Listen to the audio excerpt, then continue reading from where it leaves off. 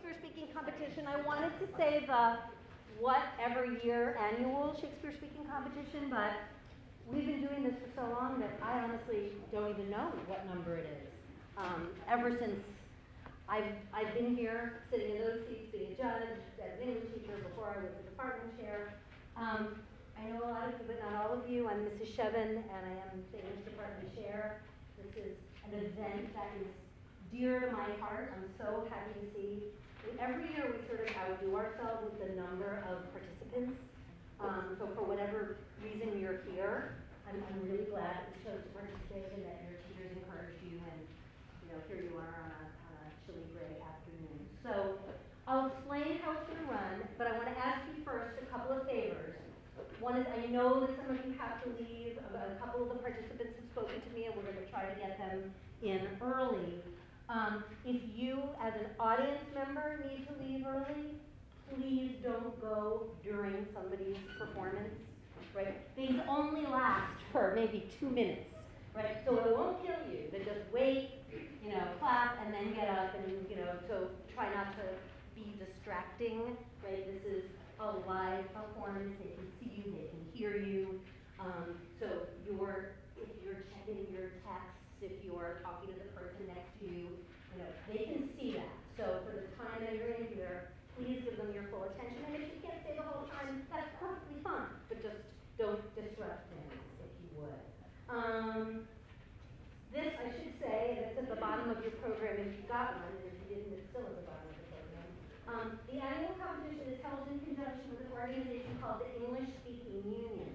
The winners, and we'll choose 2 today, so a first place winner and then a runner-up, they will both compete in a competition at the Greenwich Public Library on Wednesday, February 25th, and they will compete with students from schools all around the state, both public schools and private schools.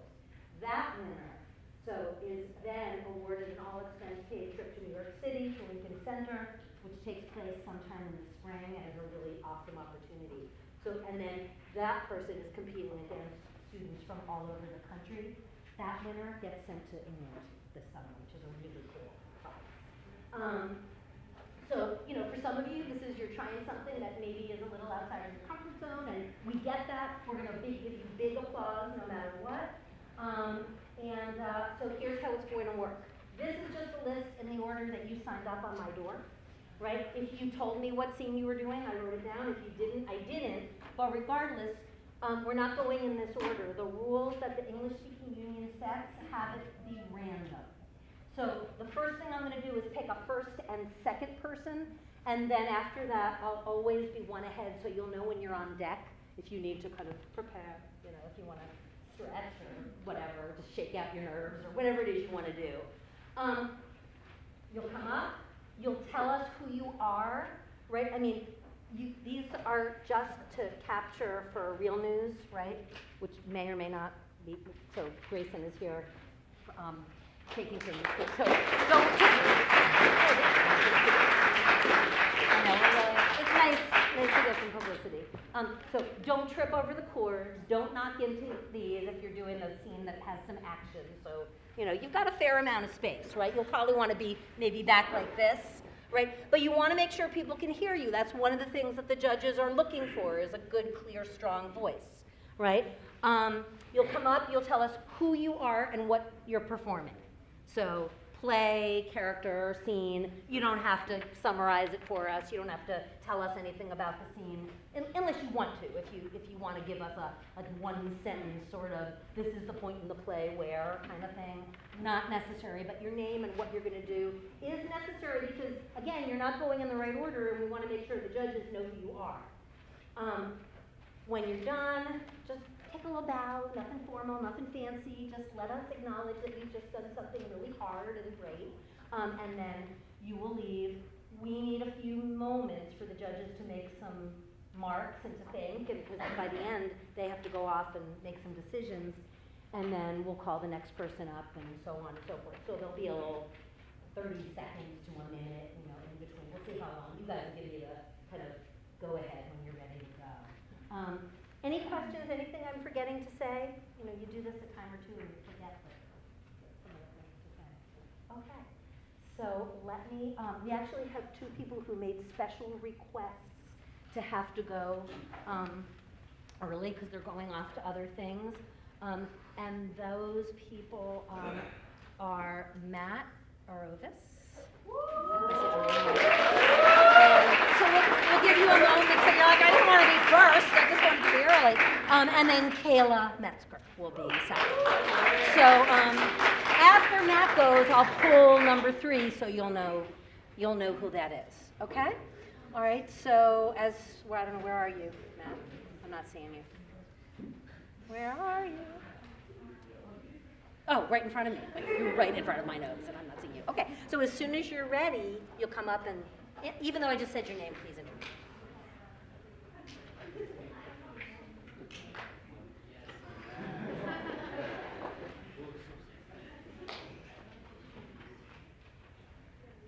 So I can start. But give us your little introduction. All right. My name's Matthew Arovis, and today I'll be performing Macbeth Act 1, Scene 7, and he's debating whether or not to kill Duncan. So, here I go.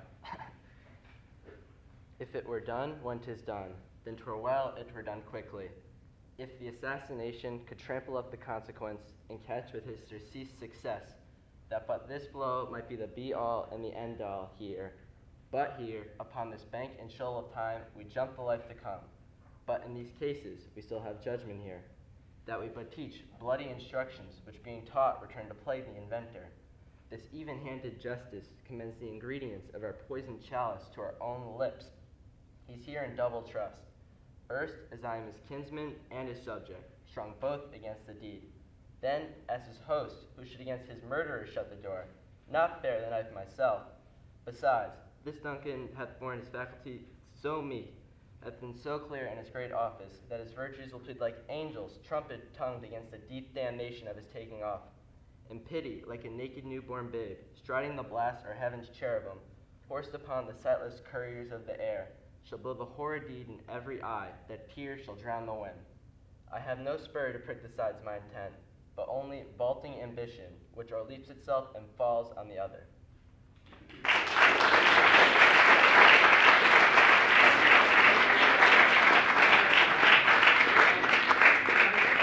You're going to hear a lot of the Scottish play today. A lot. Okay. All right, so I didn't have people sign in, so I'm going to just raise your hand if you're all here and you're. So this is Haley, Sam, and Regan. You guys all set? All here? Where are you? They're not here.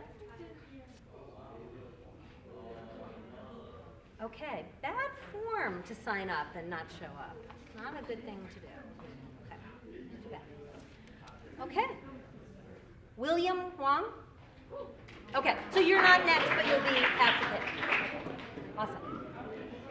Okay. Okay, we got this. Is this the microphone? Okay.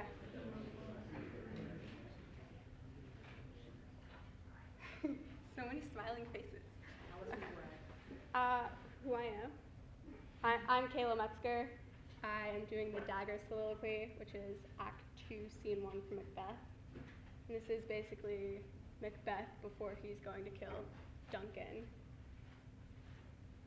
Okay. Is this a dagger which I see before me, the handle toward my hand? Come, let me clutch thee.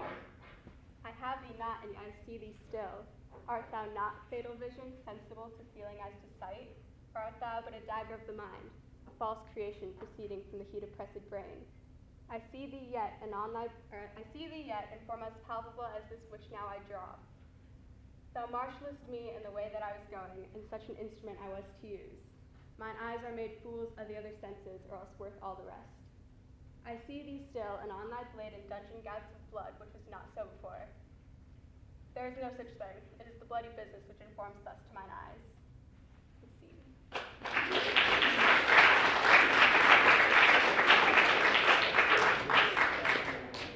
Just before William goes, there is I might have said this already, I can't remember, but there's a clipboard going around to sign in if you're worried that your teacher won't know you were here and you won't get your extra credit points, so make sure you sign in.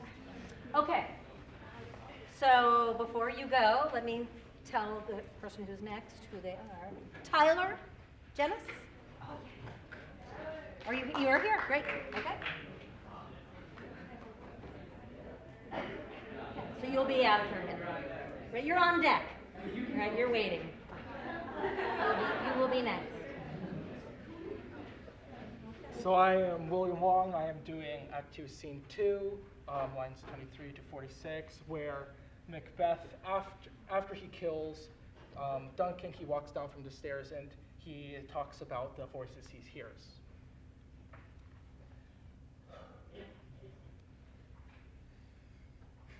This is a sorry sight. There's one did laugh in his sleep, and one cried murder. That they did wake each other, I stood and heard them. But they did say their prayers and addressed them again to sleep. One cried, God bless us, and amen the other, as he had seen me with these hangman's hands. Listening their fear, I cannot say amen when they did say, God bless us. But wherefore cannot I pronounce amen? I had most need of blessing in amen stuck in my throat. Methought I heard a voice cry, sleep no more. Macbeth does murder sleep. The innocent sleep, sleep that knits up the raveled sleeve of care, the death of each day's life, sore labor's bath, balm of hurt mind, great nature's second course, chief nourisher in life's feast. Still it cried, sleep no more to all the house. Glamis hath murdered sleep, and therefore Cawdor shall sleep no more. Macbeth shall sleep no more. Okay,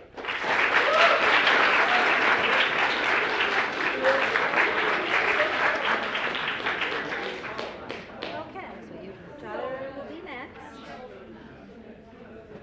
So after Tyler, Christina. Genevieve. Christina.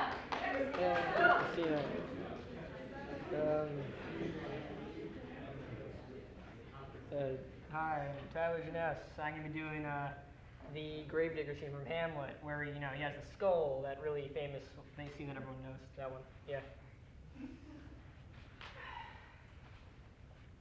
Alas, poor Yorick. I knew him, Horatio, a fellow of infinite jest, of most excellent fancy.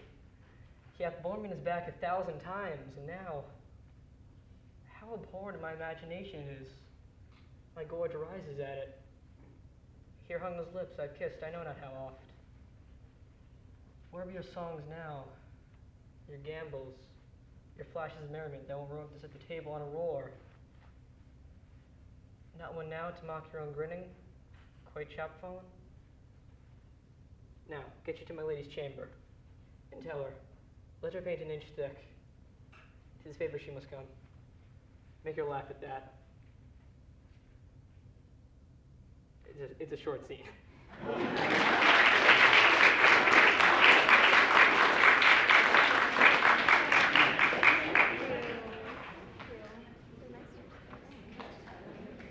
And after Christina will be Katie Brow.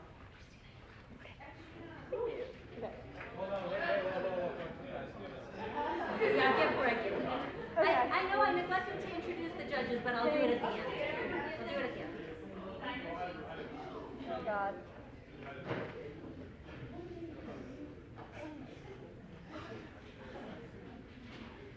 What? What? Oh, okay. Thanks.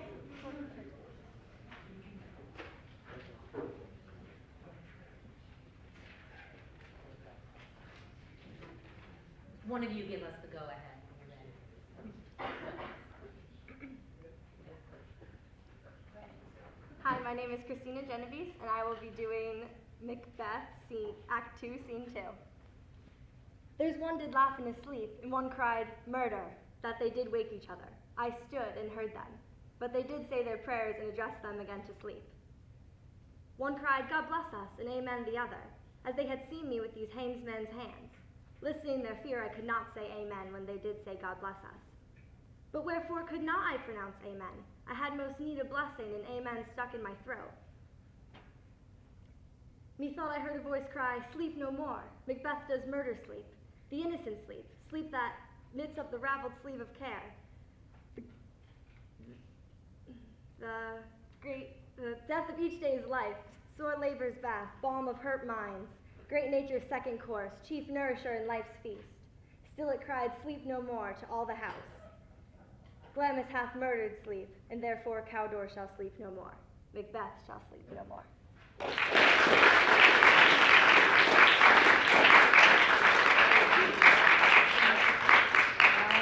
We'll wait for the judge's signal. And then after Katie will be Helen.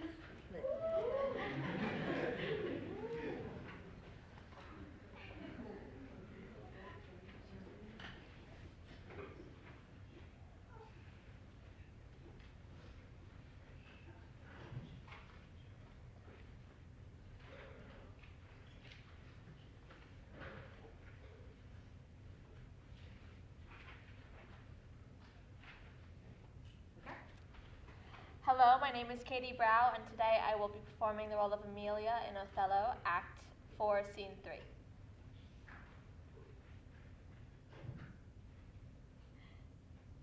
But I do think it is their husbands' faults if wives do fall. Say that they slack their duties and pour our treasures into foreign laps, or else break out in peevish jealousies, throwing restraint upon us, or say they strike us, or scant our former having in despite, why we have galls, and though we have some grace, yet have we some revenge. Let husbands know their wives have sense like them. They see and smell and have their palates both for sweet and sour as husbands have. What is it that they do when they change us for others? Is it sport? I think it is. And doth affection breed it? I think it doth. Is't frailty that thus errs? It is so too. And have not we affections, frailty, and desires for sport as men have? Then let them use us well. Else, let them know the ills we do, their ills instruct us so. Thank you.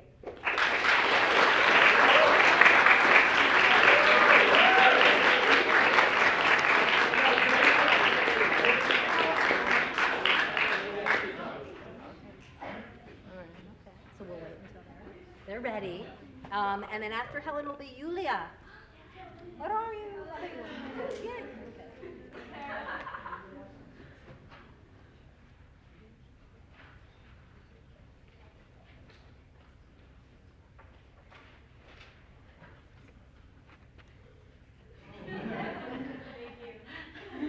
Okay. Always helping out yearbook. And I believe that you're making a correction right there. I got it wrong in the program.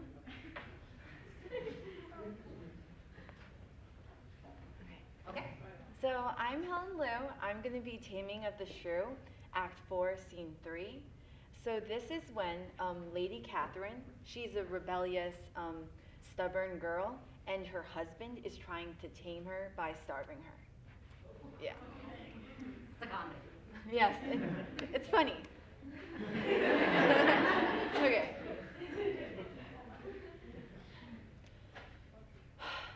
The more my wrong, the more his spite appears. What? Did he marry me to famish me? Beggars that come unto my father's door, upon entreaty have a present alms. If not, elsewhere they meet with charity. But I, who never knew how to entreat, nor never needed that I should entreat, am starved for meat, giddy for a lack of sleep, with oaths kept waking and with brawlings fed. And that which spites me more than all these wants, he does this in the name of perfect love, as who should say if I should sleep or eat, 'twere sickness or else present death? I prithee, go and get me some repast. I care not what, so it be wholesome food. Thank you. I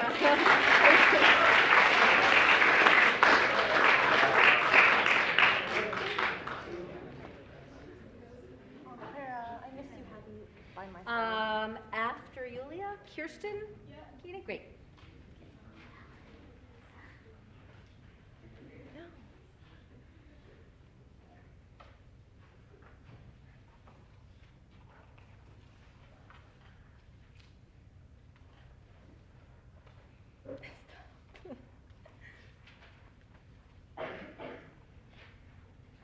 Kyle Dandelsky, you're not here, are you? He's not answering. He had complete laryngitis in class earlier today. So Kyle, no Kyle.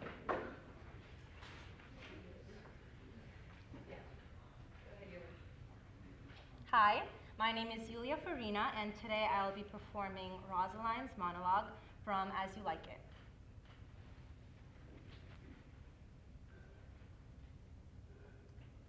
And why, I pray you? Who might be your mother that you insult, exalt, and all at once over the wretched? What though you have no beauty, as by my faith, I see no more in you than without candle may go dark to bed. Must you be therefore proud and pitiless? Why, what means this? Why do you look on me? I see no more in you than in the ordinary of nature's sail work. Odds my little life, I think she means to tangle my eyes too. No, faith, proud mistress, hope not after it. 'Tis not your inky brows, your black silk hair, your bugle eyeballs, nor your cheek of cream that could attain my spears to your worship. But mistress, know yourself. Down on your knees and thank heaven fasting for a good man's love. For I must tell you, friendly in your ear, sell when you can. You are not for all markets. Cry the man some love. Take his offer. Foul is most foul, being foul to be a scoffer. There you are. Scene.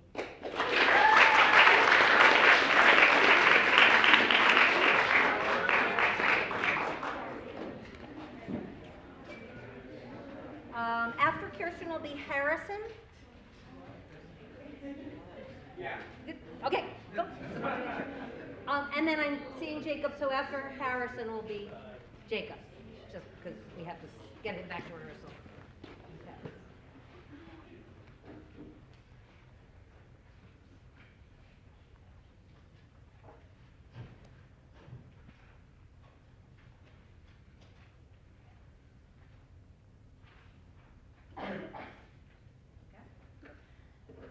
Hi, I'm Kirsten Keating. I will be performing a scene from Taming of the Shrew, Act 5, Scene 2. I am ashamed that women are so simple to offer war instead of kneeling for peace, to seek rule, supremacy and sway when they are bound themselves. Sorry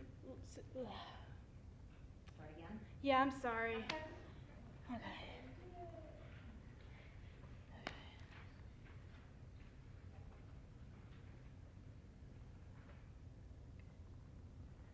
All right, I'm ready. I'm sorry. I am ashamed that women are so simple to offer war instead to kneel for peace. Instead, they kneel for peace. I'm sorry again. I'm really sorry. How about this? Why don't you go back, take a look at the words, and we'll talk about it a little later if you like? Yeah. You want to do that? Thank you. I'm sorry. It's okay. No problem.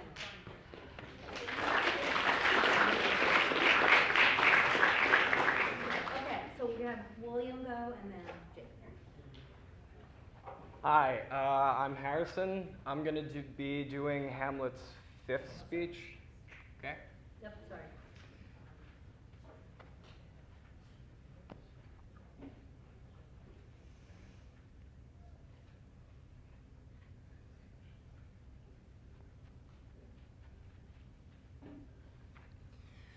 Now I might do it, Pat. Now he's praying. And now I'll do it! So he goes to heaven. And so am I then revenged? That would be scanned. A villain kills my father. And for that, I, his sole son, do this same villain send to heaven? Oh, this is higher in salary, not revenge.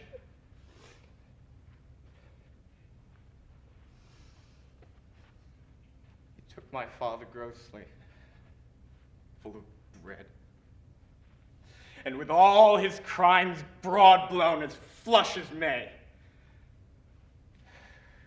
And so how his audit stands, who knows, save heaven. But in our circumstance, in course of thought, 'tis heavy with him. And so am I then revenged to take this man in the purging of his soul when he is fit and seasoned for his passage? No. No. Up, blade, and know thou a more horrid hen. When he is drunk, asleep, or in his rage, or the incestuous pleasure of his bed, at game, or a swearing, or any act that has no relish of salvation in it, then I might trip him, that his heels may kick at heaven.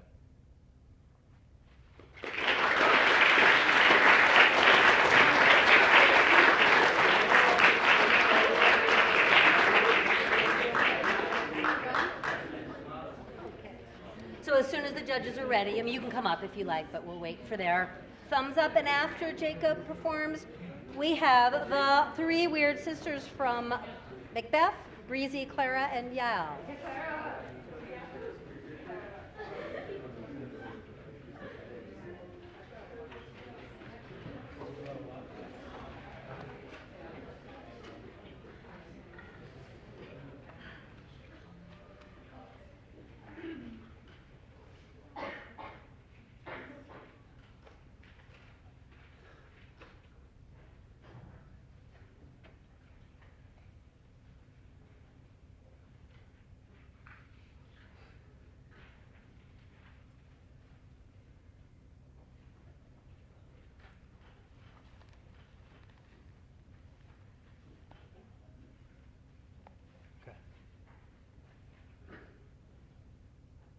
Is this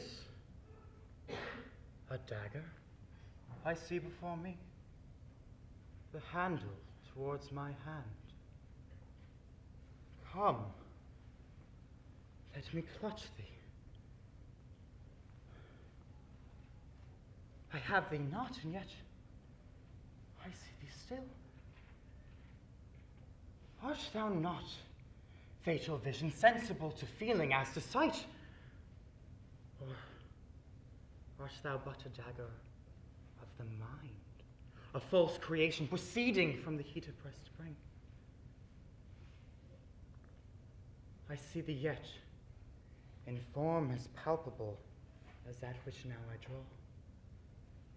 Thou marshallest me the way I was going, and such an instrument I was to use. Mine eyes are made the fools of the other senses, or else worth all the rest. I see thee still, and on thy blade in dungeon, gouts of blood, which was not so before. There's no such thing! 'Tis the bloody business which informs thus to mine eyes. Whilst I threat he lives. Words to the heat of deeds too cold breath gives. I go and it is done. The bell invites me. Hear it not, Duncan, for it is a knell that summons thee to heaven or to hell.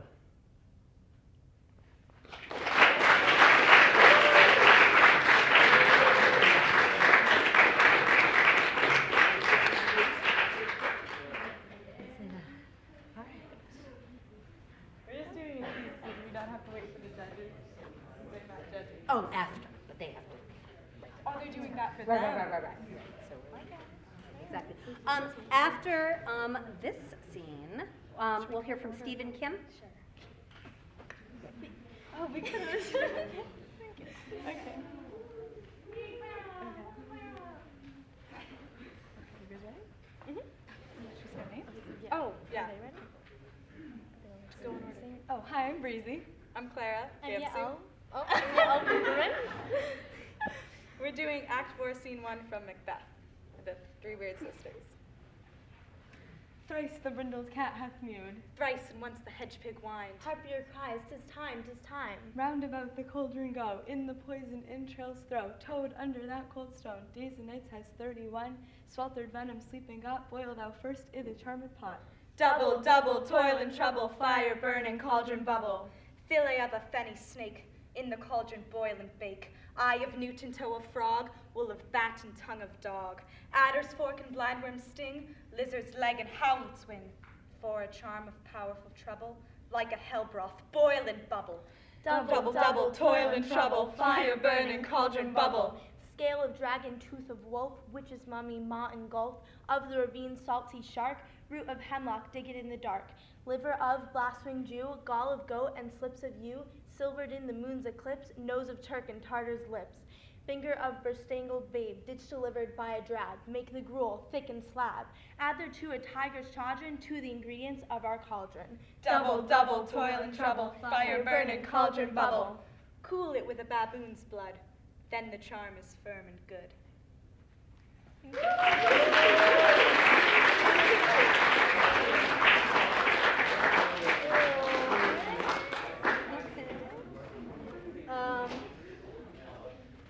Next on deck is Annika Slensky. Are you here? You're somewhere back there, right? Okay. There's a ton of people here. Oh my god. I thought it would be like a few people.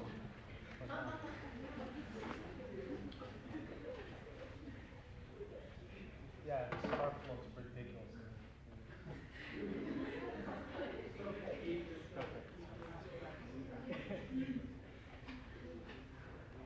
Like I chose like the worst like part to say. Oh, you guys know? Alright, cool.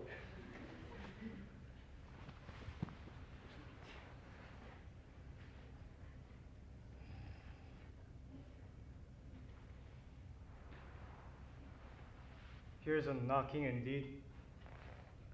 If a man were a porter of Hellgate, he should have all turning the key.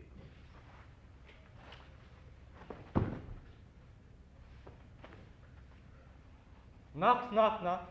Who's there? In the name of Beelzebub. Here's a farmer who hanged himself with the expectation of plenty. Oh, come in time. I'm not kids enough about you. You'll sweat for it. Knock, knock. Who's there in the other devil's name? Faith is an equivocator that could swear in both the scales against either scale, who committed treason for God's sake, yet could not equivocate to heaven. Oh, come in, equivocator. Knock, knock, knock. Who's there? Faith, here's an English tailor come hither for stealing out of a French hose. Come in, tailor. Here you may roast your goose. Knock, knock. Never reply, what are you? This place is too cold for help. Oh, devil porter and no further.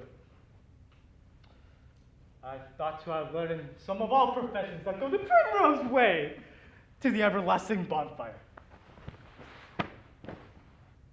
I'm on! I pray you, remember the porter.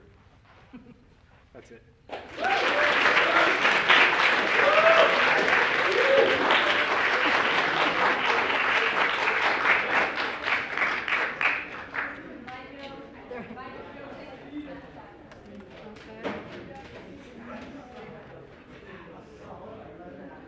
I took you off the list, just because you guys weren't here. We started 40 minutes ago. I talked to you about it. Okay, 10 after 3. All right, we'll put you at the end. We only have a few left, so we'll put you guys at the end. All right, so as soon as we hear from Annika, we'll hear from Uga. Ugana. Let's give people a chance. No, you're on deck.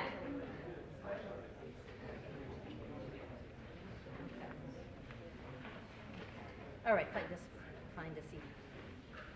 This way.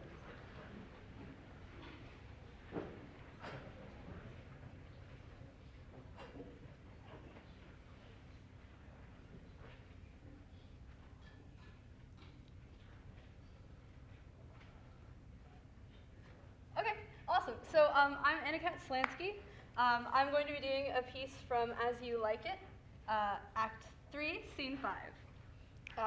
The piece is done by a girl named Phoebe.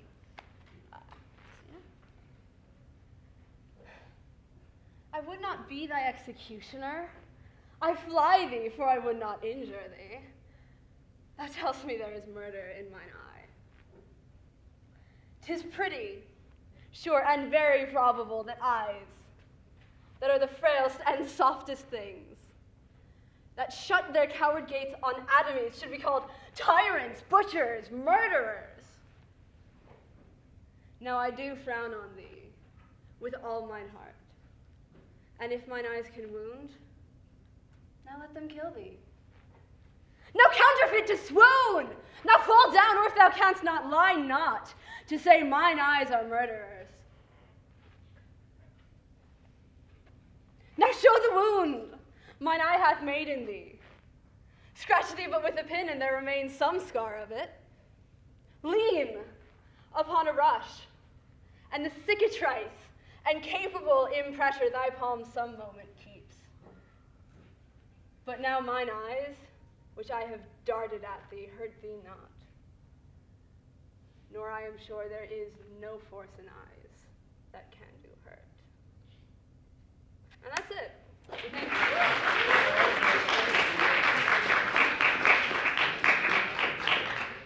Okay, so we'll give them a moment and then hear from Uga, and then after Uga, Adam Cohen, are you here? Okay, fantastic. All right, good. Can I go after Adam? Yep, absolutely. And then we have, I think, only one more, and then.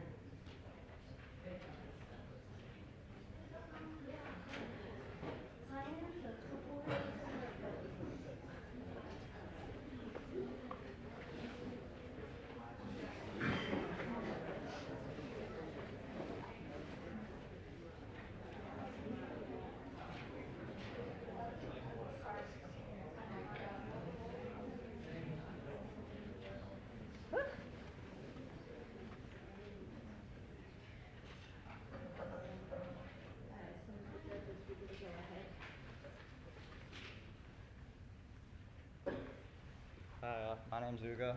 I'm going to do Act 1, Scene 7 from Macbeth. Okay.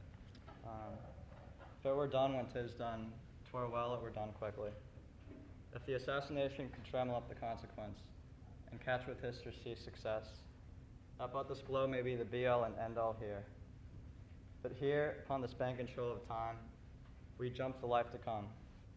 But in these cases, we still have judgment here, that we but teach bloody instructions, which, being taught, return to plague the inventor. This even-handed justice commends the ingredients of our poison chalice to our own lips. He's here in double trust, first as his kinsman and his subject, strong both against the deed, then as his host, who should against his murderer shut the door, not bear the knife myself.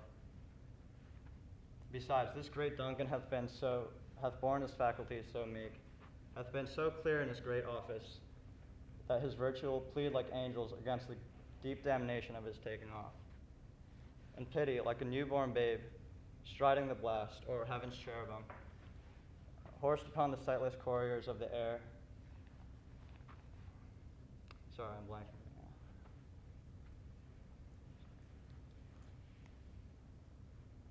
now. shall blow the deed and horrid deed in every eye, that tears shall drown the wind. And I have no spur which pricks the sides of my intent, only vaulting ambition, which falls on the which o'erleaps itself and falls on the other.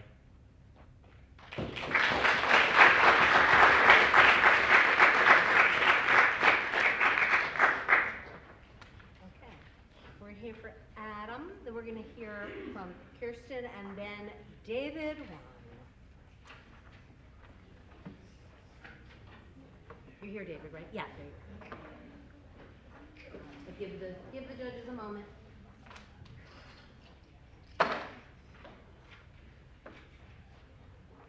While we're waiting, by the way, I mean, a lot of you signed in, but if some of you who have been here and somehow the sign-in sheet missed you, I mean, you don't have to sign in, but if you want to make sure your teachers know you were here, this is the place to do it, right at the end, after we hear them. So.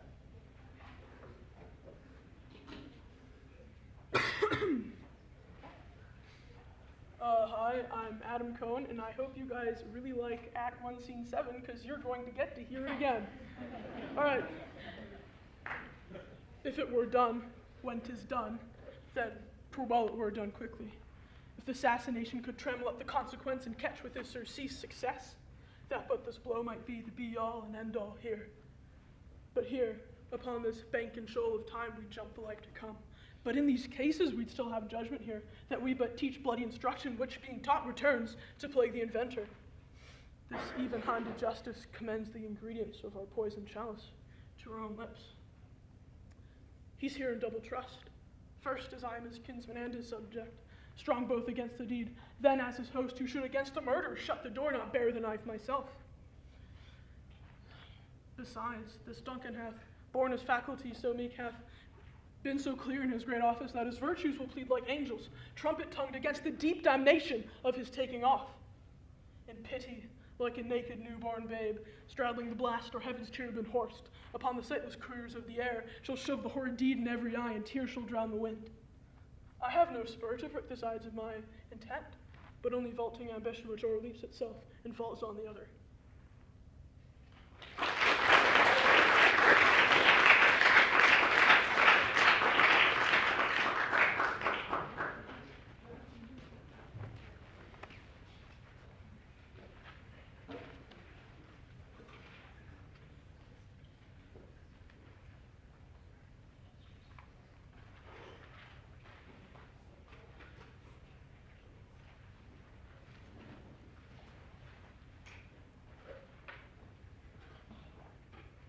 Hi again, I'm sorry about before. I just got a little stage fright, but it never really happens, but wow. So again, I'll be doing a scene from Tame of the Shrew. I will be playing Catherine, and it's Act 5, Scene 2. I am ashamed that women are so simple, to offer war where they should kneel for peace, or to seek rule, supremacy, or sway, when they are bound to love, to serve, love, and obey. Why are our bodies soft, weak, and smooth, unapt to toil and trouble in the world?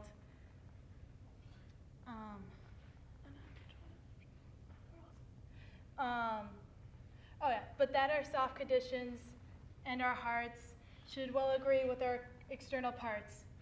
Come, you fraternal and unable worms.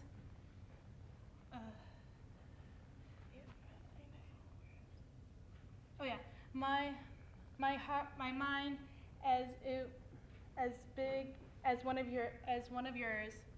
My heart as great as I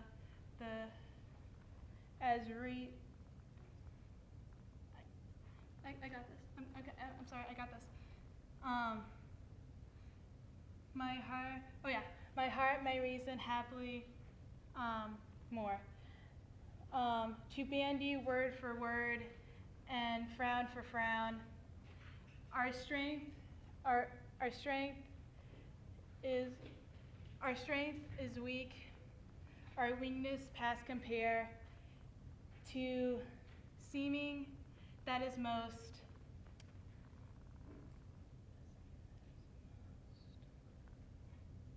deceiving that is most deceiving that is most which we least are. That unveil your stomachs, for it is no boo, and place your hand below your husband's foot. If taken of which duty,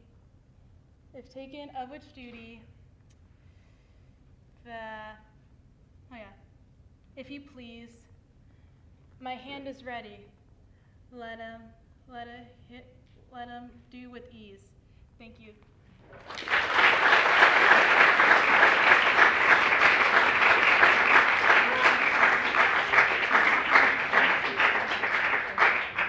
So we have two more, right, David, and then we'll end again with the witches. Thank you, everyone.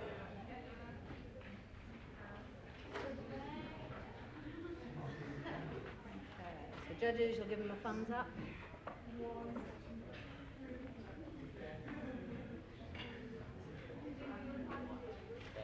I planned it all out. What? Not today, not today.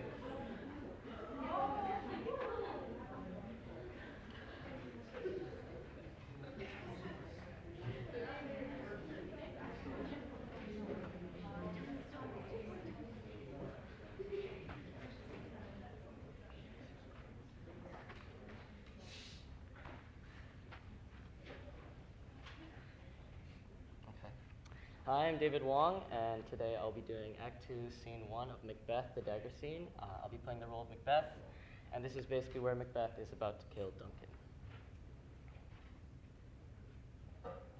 Is this a dagger which I see before me, the handle towards my hand? Come, let me clutch thee. I have thee not, and yet I see thee still. Art thou not fatal vision sensible, to feeling as to sight? Or art thou but a dagger of the mind, a false creation proceeding from the heat-oppressed brain? I see thee yet, in form as palpable as this which now I draw. Thou marshalest me the way which I was going, and such an instrument I was to use. Mine eyes are made the fool of the other senses, or else worth all the rest. I see thee still, and on thy blade in dudgeon gouts of blood, which was not so before. There's no such thing. It is the bloody business which informs thus to mine eyes. Now, over the one-half world, nature seems dead, and wicked dreams abuse the curtained sleep. Witchcraft celebrates pale Hecate's offerings, and withered murder, alarmed by his sentinel, the wolf, whose howls his watch, thus with his stealthy pace, with Tarquin's ravishing strides, moves towards his design like a ghost. Thou sure and firm-set earth, hear not my steps which way they walk, for fear thy very stones prate of my whereabout, and take the present horror from the time which now suits with it. While I threat, he lives. Words to the heat of deeds too cold breath gives. I go, and it is done. The bell invites me. Hear it not, Duncan, for it is a knell that summons thee to heaven or to hell. See.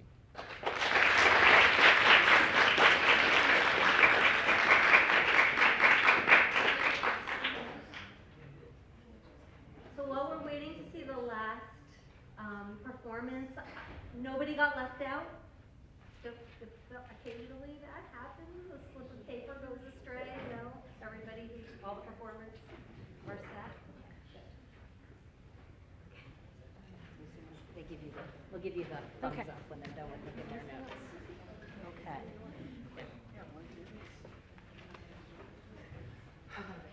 I'm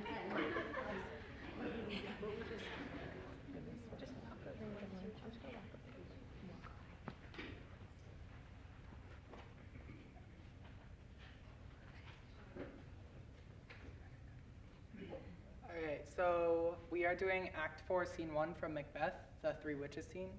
I'm Regan, I'll be Witch 1. I'm Haley, I'll be Witch 2. And I'm Sam, I'll be Witch 3.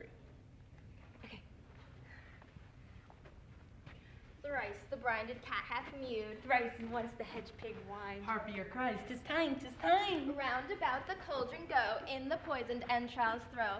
Toad that under cold stone, days and nights has 31.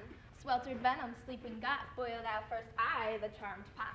Double, double, toil and trouble, fire burning, cauldron bubble. Fillet of a fenny snake, in the cauldron boil and bake. Eye of a newt and toe of a frog, wool of a bat and tongue of a dog. Adder's fork and blindworm's sting, lizard's leg and owlet's wing. For a charmed powerful trouble, like a hell broth, boil and bubble. Double, double, toil and trouble, fire burning, cauldron bubble. Scale of dragon, tooth of wolf, witch's mummy, maw and gulf, of the raven, salty shark, ditch delivered by a dart. Liver of blaspheming Jew, gall of goat and slips of yew, silvered in the moon's eclipse, nose of Turk and Tartar's lips, finger of burst strangled babe, ditch delivered by a drab, make the gruel thick and slab, add thereto to the tiger's cauldron of the ingredients of our cauldron.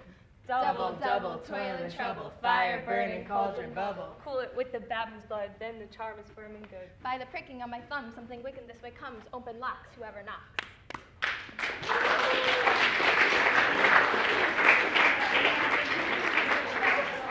That was the dizziness spell. They disarm their enemies by making them so dizzy they just fall down. And I was like, all right, so here's what's going to happen now. First, you're going to give a great, huge round of applause for all the performers.